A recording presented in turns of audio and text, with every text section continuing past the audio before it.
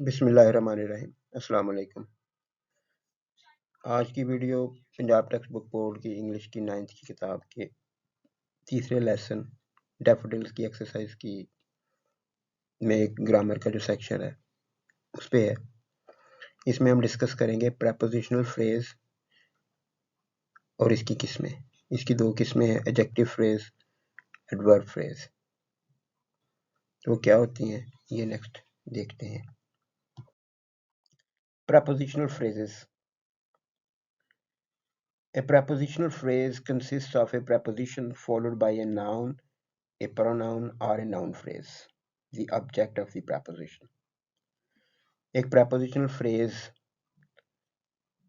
मुश्तमिल है कि एक preposition आए, उसके बाद एक noun, एक pronoun या कोई noun phrase आ जाए और इसको हम object of the preposition कहते हैं, which provides additional information about time, location, direction, cause, manner or condition. और ये इंफॉर्मेशन देती है किस चीज़ के बारे में कि वक्त क्या था, मुकाम क्या था, सिमत क्या थी, वजह क्या थी, तरीका क्या था, हालत क्या थी, शर्त क्या थी। तो स्ट्रक्चर इसका यही होता है, प्रेपोजिशन पहले आती है plus object of the preposition. Object of the preposition में पहले क्लियर कर दिया कि नाउन होगा, प्रोनाउन होगा या नाउन फ्रेज। नाउन फ्रेज ऐसे ही है कि ए के साथ या ए के साथ एक एडजेक्टिव लिखा हो, ए रेड एप्पल, वो नाउन फ्रेज होगी जिसमें नाउन मेजर कंपोनेंट होता है। प्रेपोजिशनल फ्रेजेस एग्जांपल्स, तो जो पहले बताया गया कि टाइम, लोकेशन वगैरह होते हैं, तो टाइम की ये एग्जांपल है, बिफोर द मीटिंग। ये टाइम है, टाइम बताया जाएगा कि टाइम क्या था before the meeting. We should discuss the plan before the meeting. During the summer, during preposition है और द समर जो है ऑब्जेक्ट है। She likes to travel during the summer. इसके बाद लोकेशन के लिए आ गया, इन द पार्क, कहाँ पर, तो in the park, they had a picnic in the park. On the table, the keys are on the table. तो ऑन द टेबल ये प्रेपोजिशनल फ्रेज है, इन द पार्क ये प्रेपोजिशनल फ्रेज है, during the summer ये prepositional phrase है, before the meeting ये prepositional phrase है। ये दो टाइम की हैं, ये दो लोकेशन की हैं।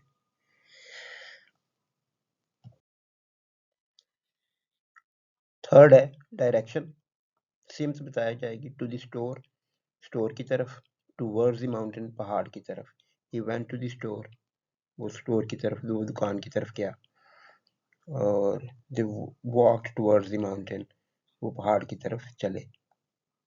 कॉज, वजह क्या होगी, because of, the game was postponed because of the rain. तो बिकॉज ऑफ द रेन ये रीजन बता रही है, वजह बता रही है। Due to, he was absent due to his illness. तो ड्यू टू हिज इलनेस ये प्रेपोजिशनल फ्रेज है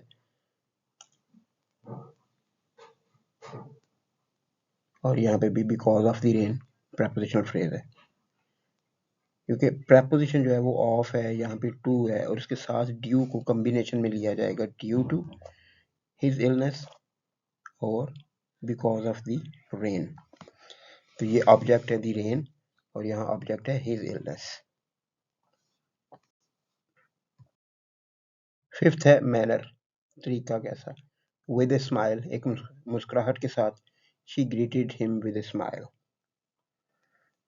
और बाय हैंड, बदरिया हाथ, हाथ, the invitation was delivered by hand. तो बाय प्रपोजिशन है हैंड, ऑब्जेक्ट है, विद प्रपोजिशन है ए स्माइल, ऑब्जेक्ट है। सिक्स्थ है कंडीशन, इन केस ऑफ, की सूरत में।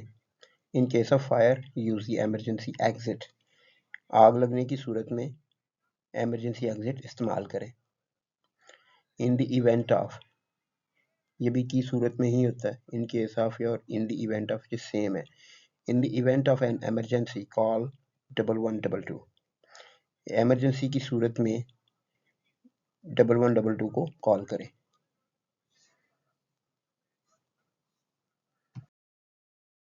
prepositional phrases, functions, usage, काम क्या है इनका, इसका इस्तेमाल कैसे करते हैं. यूजेज इन सेंटेंसेस, सेंटेंसेस में इनको यूज कैसे करेंगे. इसकी दो यूजेज हैं. prepositional phrase दो टाइप्स की हैं, दो यूजेज है. adjective phrase, adverb phrase. तो adjective phrase, these prepositional phrases describe nouns. Noun को डिस्क्राइब करने वाला लफ्ज जो है वो एडजेक्टिव होता है, और अगर फ्रेज डिस्क्राइब कर देगी नाउन को तो वो फ्रेज एडजेक्टिव फ्रेज हो जाएगी. यानी ये एक ऐसी प्रेपोजिशनल फ्रेज है जो एडजेक्टिव फ्रेज का काम करती है. The book on the shelf is interesting. On the shelf ये प्रेपोजिशनल फ्रेज है और ये डिस्क्राइब कर रही है बुक को, नाउन है, तो ये एडजेक्टिव फ्रेज हो जाएगी. यानी कि प्रेपोजिशनल फ्रेज एक्चुअली है लेकिन उसकी टाइप कौन सी है, ये एडजेक्टिव फ्रेज है. तो ऑन द शेल्फ जो है ये बुक को डिस्क्राइब कर रहा है, तो ये एक एडजेक्टिव फ्रेज है. और इसी तरह से देखेंगे, the boy with the red hat is my brother. With the red hat ये प्रेपोजिशनल फ्रेज है और डिस्क्राइब किसको कर रहा है, बॉय को. तो नाउन को डिस्क्राइब करने वाला जो भी फ्रेज होगी, प्रेपोजिशनल फ्रेज जो भी होगी, उसे हम एडजेक्टिव फ्रेज कहेंगे. नेक्स्ट आ जाती है जी adverb phrase. These prepositional phrases describe verbs, adjectives or other adverbs. Adverb भी यही काम करता है कि verbs को, adjectives को या दूसरे adverbs को modify करने वाले, उनकी describe करने वाले लफ्ज़ों को हम adverb कहते हैं. और अगर यही काम कोई preposition कर रही है, कोई phrase कर रही है, तो वो prepositional phrase जो है वो कौन सी टाइप होगी, adverb phrase. She sang with joy. With joy prepositional phrase है. तो किस तरह से ये वर्ब को डिस्क्राइब कर रही है कि ये काम कैसे हुआ, किस तरह से हुआ, वर्ब को डिस्क्राइब करने वाला जो है वो आपका एडवर्ब फ्रेज होगा. और नेक्स्ट है ही arrived after school. After school ये प्रेपोजिशनल फ्रेज है और ये डिस्क्राइब कर रही है अराइव्ड को, वर्ब को. तो जब प्रेपोजिशनल फ्रेज वर्ब को डिस्क्राइब करेगी तो उसे हम एडवर्ब फ्रेज कहेंगे. प्रेपोजिशनल फ्रेजेस, कॉमन एरर्स, यानी प्रेपोजिशनल फ्रेजेस के इस्तेमाल में जो आम गलतियां होती हैं वो यहाँ पे बताई गई हैं. तो दो गलतियां हैं. मिसप्लेस्ड प्रेपोजिशनल फ्रेजेस के प्रेपोजिशनल फ्रेज को इस्तेमाल करने की जगह ही गलत है, और दूसरी है ओवर यूज, आपने कुछ ज़्यादा इस्तेमाल कर दिया है, इतना नहीं लिखना चाहिए था. So misplaced prepositional phrases ensure the prepositional phrase should be close to the word it modifies to avoid confusion. Prepositional phrase के बारे में हम पढ़ चुके हैं कि ये मॉडिफायर्स हैं, यानी ये एडजेक्टिव फ्रेज है या एडवर्ब फ्रेज है, तो उस लफ्ज़ के करीब तरीन हो जिसको ये मॉडिफाई कर रहे हैं. तो इनकरेक्ट में देखते हैं क्या लिखा है जी. She found the book that I had lost in the park. अब इन द पार्क जो है ये डिस्क्राइब कर रहा है बुक को, तो ये बुक से काफ़ी फासले पे है, दरमियान में एक सेंटेंस की पूरी क्लॉज आ गई है. तो करेक्शन इसकी क्या की जाएगी, she found the book in the park that I had lost. तो ये बुक के लिए था, इन द पार्क क्लियरली उसी के साथ लिखा गया, उसके बाद that I had lost and पे चला गया. तो ये इसकी करेक्शन होगी. दोबारा इसको देख लें कि जिस लफ्ज़ को ये डिस्क्राइब कर रहे होंगे, अगर ये उस लफ्ज़ के करीब तरीन लिखा जाना चाहिए, उसके बिल्कुल एडजेसेंट या उसके करीब तरीन लिखें. इसको बहुत ज़्यादा फासले पे दरमियान में काफ़ी ज़्यादा लफ्ज़ आ जाएं तो वो गलत हो जाएगा. ओवर यूज़ क्या है, ज़्यादा इस्तेमाल. Avoid overloading sentences with too many prepositional phrases as it can make the sentence cumbersome. cumbersome का मतलब होता है बोझल सा, जो समझ नहीं आ रहा हो, confusion क्रिएट कर दे. तो ओवरलोड नहीं करना सेंटेंसेस को प्रेपोजिशनल फ्रेजेस के इस्तेमाल में. एक दो प्रॉपर जगह पे लिखी गई हो तो बिल्कुल ठीक है. तो सेंटेंस की एग्जांपल दी है. कंबरसम सेंटेंस इस तरह से होगा, he went to the store on the corner near the park with the big fountain. अब यहाँ पे on the corner, near the park और विद द बिग फाउंटेन, ये तीन प्रेपोजिशनल फ्रेजेस कंसेक्टिवली आ गई हैं और ये क्लियर नहीं हो रहा कि ये किसको कर रही हैं। द बिग फाउंटेन पार्क के लिए या स्टोर के लिए। ऑन द कॉर्नर स्टोर है, तो नियर द पार्क कौन सी चीज़ है? स्टोर ही है। तो ये बहुत नॉर्मल तरीके से इसको नहीं समझा जा सकता, ये कम्बरसम हो गया। अगर समझ आ भी रहा है तो फिर भी कोई बहुत क्लियर विजन नहीं है। इम्प्रूव उसको कैसे किया? He went to the store near the park with the big fountain. तो वो जो स्टोर की लोकेशन है कि वो पार्क के पास है, ऑन द कॉर्नर खत्म कर दें, ताकि पार्क जो है, क्योंकि जिसका अंदर बिग फाउंटेन है, पार्क वाला काम भी उधर रह जाए। ये ऑन द कॉर्नर जो है ये इजाफी थी, इसको खत्म कर दिया, तो ये इम्प्रूव हो गई। ग्रामेटिकली ये भी ठीक है, ग्रामर के लिहाज से ये बिल्कुल ठीक होगा, लेकिन कम्बरसम है, समझ नहीं आएगी। इसलिए इसकी क्लियर जो है क्लैरिफिकेशन इस तरह से की जाएगी कि आप वो वाली प्रपोजिशन फ्रेज कम कर दें जो लीस्ट कनेक्टेड है इस काम के साथ।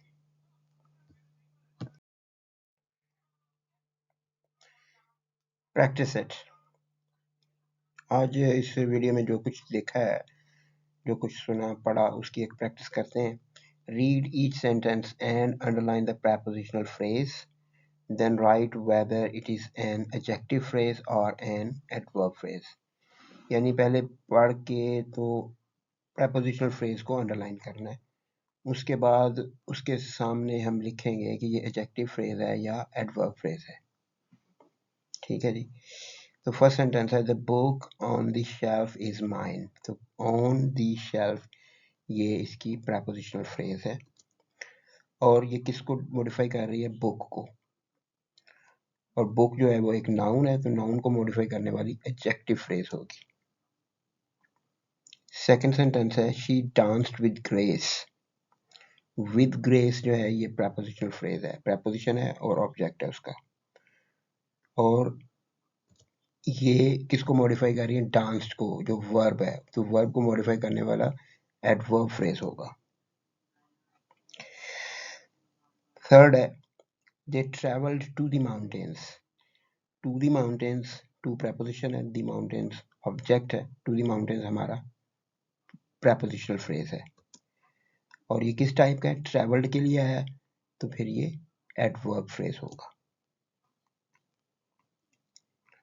फोर्थ सेंटेंस है, the cat under the table is sleeping. Under preposition है और द टेबल उसका ऑब्जेक्ट है। अंडर द टेबल ये ऑब्जेक्ट है, ये प्रपोजिशनल फ्रेज है, इसको अंडरलाइन कर दिया। अब ये किसके लिए? द कैट के लिए। कैट क्या है? नाउन, नाउन को मॉडिफाई करने वाला एडजेक्टिव फ्रेज होगा। पांचवा है जी, ही अराइव्ड आफ्टर डिनर।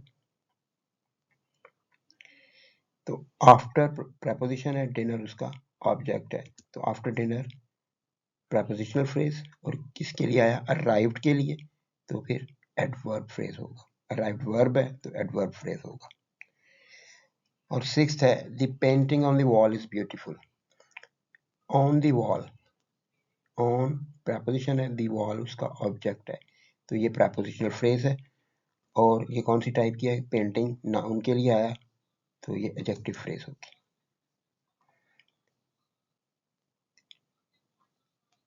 इसके बाद नेक्स्ट वीडियो के साथ कल इंशाल्लाह दोबारा हाजिर होंगे। अस्सलाम वालेकुम।